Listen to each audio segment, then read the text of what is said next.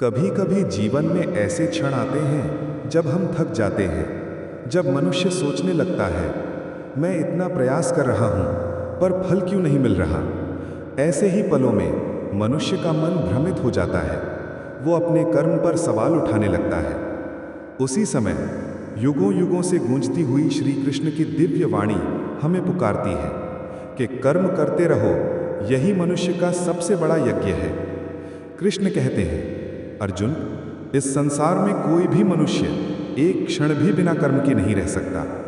कर्म तो तुम्हारा स्वभाव है। तुम श्वास लेते हो, यह भी कर्म है। तुम बोलते हो, यह भी कर्म है। तुम चलते हो, यह भी कर्म है। कर्म जीवन का आधार है। मनुष्य को ईश्वर ने कर्म करने के लिए ही बनाया है। ब्रह्मांड की हर वस्तु कर्म कर रही है। सूरज उगता है, चांद खिलता है, नदियां बहती हैं, वृक्ष फल देते हैं और हवा निरंतर चलती रहती है। अगर प्रकृति एक पल के लिए भी कर्म करना बंद कर दे तो जीवन का अस्तित्व समाप्त हो जाएगा। इसलिए कृष्ण कहते हैं कि जो कर्म से भागता है वो जीवन से भागता है। यज्ञ का अर्थ केवल अग्नि में आहुति देना नहीं है। असली यज्ञ है अपने कर्तव्य को पूरी निष्ठा से निभाना। कृष्ण कहते हैं, वो व्यक्ति जो अपने कर्म में समर्पित है वो हर पल यज्ञ कर रहा है, क्योंकि यज्ञ की आत्मा है निस्वार्थता, समर्पण, त्याग और कर्तव्य। जब व्यक्ति निष्काम भाव से काम करता है तो उसका हर कार्य भगवान को अर्पित हो जाता है। जैसे किसान भूमि को अन्न देता है, वैसे ही मनुष्य कर्म करके ब्रह्मांड को ऊर्जा देता है। यही कारण है कि निष्काम कर्म ही सबसे बड़ा यज्ञ है। कृष्ण कहते हैं, अर्जुन, मनुष्य को उसके कर्म बनाने हैं, न कि कर्म का फल। फल तो अस्थाई है, एक पल मिलता है, दूसरे पल चला जाता है। पर कर्म स्थायी है, उसके प्रभाव युगों तक रहते हैं। राम ने कर्म किया और इतिहास बन गए। हनुमान ने कर्म किया और आदर्श बन गए। अर्जुन ने कर्म किया और महाभारत के नायक कहलाए। इनमें से किसी ने फल का लोभ या भय नहीं देखा। उन्होंने केवल अपना कर्तव्य निभाया। फल अपने आप पीछे पीछे आया। कृष्ण गहराई से बताते हैं, फल की चिंता भय पैदा करती है। भय बुद्धि को नष्ट कर देता है। जब बुद्धि नष्ट होती है तो निर्णय गलत होते हैं। गलत निर्णय व्यक्ति को पतन की ओर ले जाते हैं।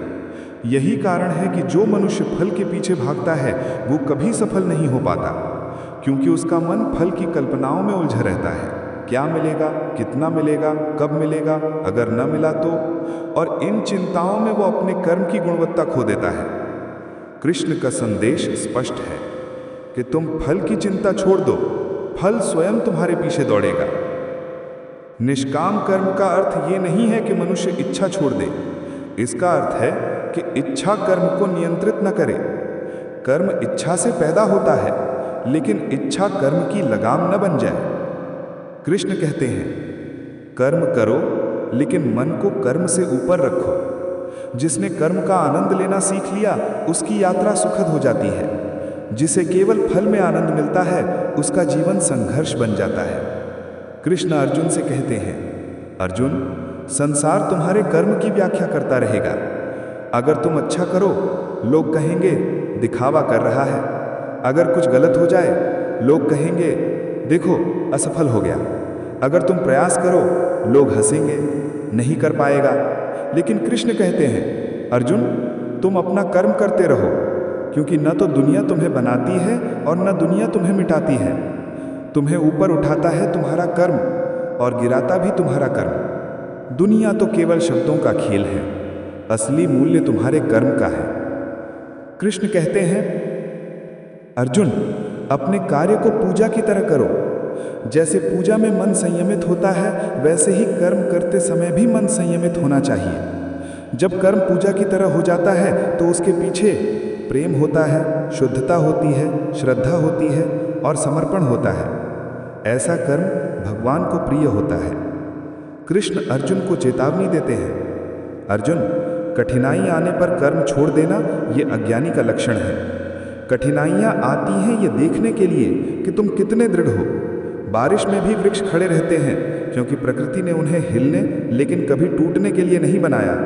इसी प्रकार मनुष्य के जीवन में कठिनाइयाँ आती हैं ताकि वो मजबूत बने।